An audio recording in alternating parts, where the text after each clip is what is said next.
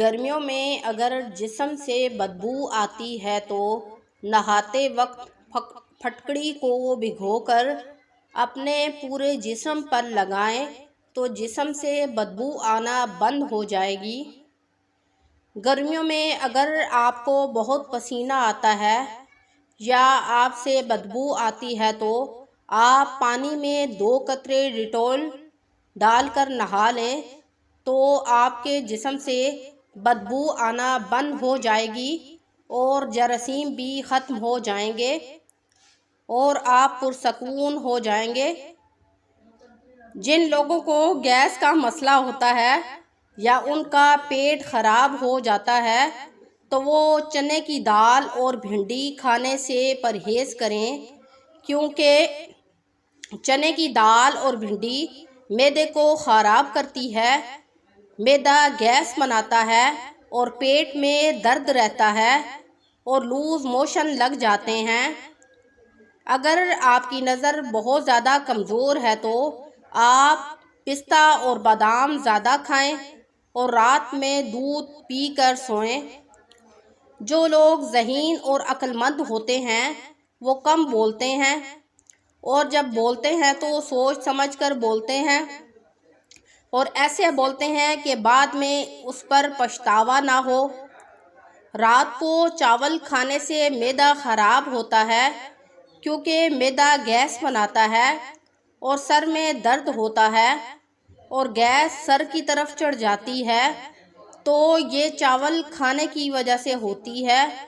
تو وہ لوگ جن کو گیس کا بہت زیادہ مسئلہ ہو، معدہ خراب ہو تو وہ رات کے وقت چاول نہ کھایا کریں، کیونکہ رات کو چاول کھانے سے معدہ سخت خراب ہوتا ہے۔ اگر آپ کے چہرے سے میک اپ نہ اتر رہا ہو تو آپ ایک چھوٹی سی کولی میں عرق گلاب لیں اور روئی لے کر اس میں بھگو کر اپنے فیس پر ماریں۔ آپ کے فیس کا رنگ بالکل صاف، شفاف اور گورا ہو جائے گا۔ آپ کو کوئی فیشل کرنے کی ضرورت نہیں پڑے گی۔ عید سے پہلے اپنے فیس پر اسپیشل فیشل کریں۔ 2 چمچ ایلو ویرا جیل، 1 چمچ عرق گلاب اس میں ڈال دیں اور 1 چمچ آپ کوئی سا بھی آئلی لوشن بیچ میں ڈال کر اس کو اچھی طرح مکس کریں اور اچھے طریقے سے مکس کر کے اپنے فیس پر مساج کریں اور پھر فیس کو دھو لیں۔ اس نسخے کو بنا کر گھر میں اپنے فیس پر اپلائی کریں۔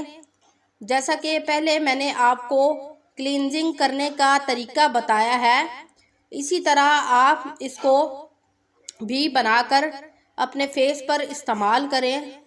آپ نے 2 چمچ بیسن لینا ہے، 1 چمچ شہد لینا ہے، آدھا چمچ ہلدی لینی ہے اور ان تمام چیزوں کو مکس کر کے اپنے فیس پر لگائیں اور ہلکا ہلکا مساج کریں۔ مساج کرنے کے بعد اپنے فیس کو دھو لیں۔ اس طرح آپ کی سکن بالکل چمکدار اور وائٹ ہو جائے گی۔ آپ کا فیس بالکل صاف، شفاف اور گورا ہو جائے گا۔